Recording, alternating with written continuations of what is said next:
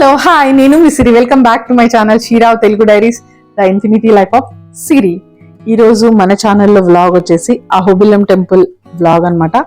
Ahobilam temple కి సంబంధించిన అన్ని డీటెయిల్స్ మీతో నేను షేర్ చేద్దాం అనుకుంటున్నాను. ఇంకా మన ఛానల్ని ఎవరైనా సబ్స్క్రైబ్ చేసుకోకపోయింటే సబ్స్క్రైబ్ చేసుకోండి. Please subscribe to my channel. Ahobilam వచ్చేసి మనకు కర్నూలు డిస్ట్రిక్ట్ లో ఉంది. అండ్ కర్నూలు డిస్ట్రిక్ట్ లో నల్లమర ఫారెస్ట్ లో ఇక్కడ దట్టమైన అడవుల్లో వెలిసిందనమాట ఈ టెంపుల్. అహోబిలం ఒక గొప్ప వైష్ణవ క్షేత్రం. నరసింహస్వామి హిరణ్యకశిపుని చంపిన తర్వాత నరసింహస్వామి యొక్క భయంకర రూపాన్ని చూసిన దేవతలు అందరూ అహోబలవంతుడా అని కీర్తించారంట. అందుకే ఈ క్షేత్రానికి అహోబిలం అని పేరు వచ్చిందని అంటుంటారు. అహోబిలంలో 2 ఆలయాలు ఉన్నాయన్నమాట. ఎగువ అహోబిలం అండ్ దిగువ అహోబిలం అన్నమాట. ఎగువ అహోబిలం యొక్క టెంపుల్ డీటెయిల్స్ మొత్తం నేను మీతో నెక్స్ట్ వీడియోలో షేర్ చేస్తాను. ఆ వీడియోని కూడా మీరు తప్పకుండా చూడండి. అండ్ దిగువ అహోబిలంని కొండ క్రింద ఉంది కాబట్టి దిగువ అంటే కింద ఉంది కాబట్టి దిగువ అహోబిలం అని పిలుస్తారనమాట. అహోబిల నరసింహస్వామిని ఇక్కడి వారందరూ ఓబులేశుడు అని కూడా పిలుస్తారు. ఈ టెంపుల్ ని విజయనగర రాజులు అభివృద్ధి చేశారు. కర్ణాటక, తమిళనాడు నుంచి కూడా ఈ టెంపుల్ ని దర్శించడానికి చాలా మంది భక్తులు వస్తూ ఉంటారు. అండ్ తమిళలో ఈ టెంపుల్ ని శింగవేణి కుండ్రం అని పిలుస్తారు. టెంపుల్ టైమింగ్స్ వచ్చేసి మార్నింగ్ 6:30 నుంచి 1 PM వరకు ఓపెన్ ఉంటుంది. మళ్ళీ 3 o'clock కి ఓపెన్ చేస్తారు. 3 o'clock నుంచి 7 o'clock వరకు ఓపెన్ ఉంటుంది టెంపుల్. ఇంకా మీరు వెళ్ళాలి అనుకునే వాళ్ళు 12 తర్వాత వెళ్ళకండి. మార్నింగ్ అయితే, ఈవినింగ్ అయితే 3 తర్వాత వెళ్ళొచ్చు. టెంపుల్ ఆర్కిటెక్చర్ మాత్రం చాలా సూపర్ గా ఉంటుంది. అండ్ టెంపుల్ కూడా చాలా పీస్ఫుల్ గా ఉంటుంది. మనం వెళ్ళిన తర్వాత చాలా ప్రశాంతంగా మాత్రం ఖచ్చితంగా అనిపిస్తుంది ఎవరికైనా.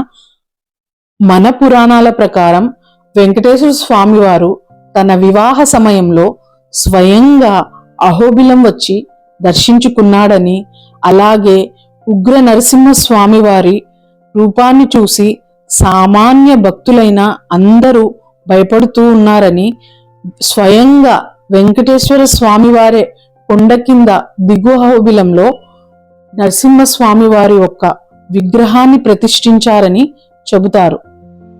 మన సాంప్రదాయం ప్రకారం భక్తులు ముందుగా కొండ క్రింద దిగువ అహోబిలంలో ఉన్న శాంత నరసింహస్వామి వారిని దర్శించుకున్న తరువాతనే ఎగువ అహోబిలంలో ఉగ్ర నరసింహస్వామి వారిని దర్శించుకోవాలి. అహోబిలంలో స్టే చేయడానికి మనకు రూమ్స్ కూడా అవైలబుల్లో ఉన్నాయన్నమాట. ఏపీ టూరిజం రూమ్స్ కావాలన్నా కూడా ఉన్నాయి. లేదా మీరు ప్రైవేట్ రూమ్స్ కావాలి అనుకుంటే ప్రైవేట్ రూమ్స్ లో కూడా అవైలబుల్లో ఉంటాయంట. అండ్ హరిత హోటల్ రూమ్స్ కూడా అవైలబుల్లో ఉంటాయి.